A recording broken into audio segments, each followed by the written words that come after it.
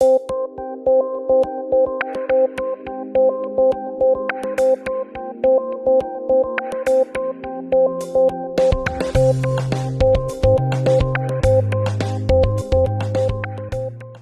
are a range of places that you can find information for assignments at university. For most students, your starting point would be a quick and dirty search on a giant search engine like Google.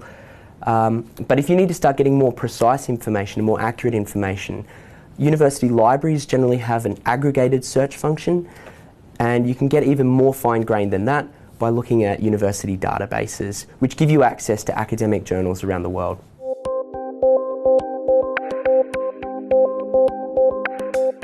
So the more precise you get with a search for information, the more reliable and accurate that data can be. And this is why it's really important to consider a range of sources when you're doing a search.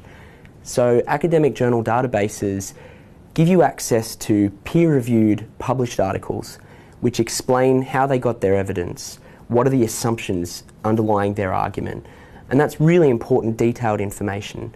Whereas if you turn to a major search engine, you're probably not going to get that fine grain of information, and you may find that some of it's inaccurate or outright untrue.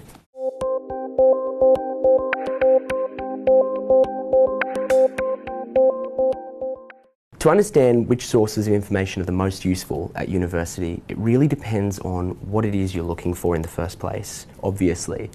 So if you're an education student, you might find that a database like Taylor and Francis or JSTOR is quite useful to you. If you're a science student, you might turn to Web of Science or Scopus. So there are a range of university databases that you can turn to. The library's aggregated search function can give you a quick overview of a subject area, or if you're looking for something more general, or maybe you want more of a reference to popular culture, you can turn to a search engine like Google or YouTube or any of those sorts of providers.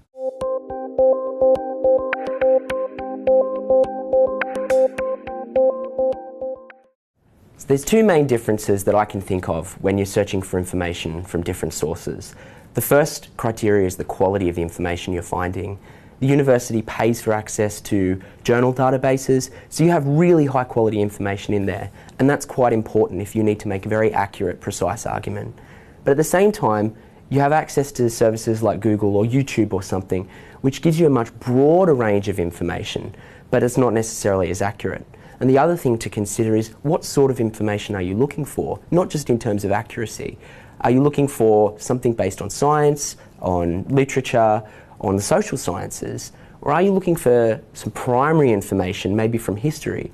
And if that's the case, you might find it actually works better for you to turn to more public databases.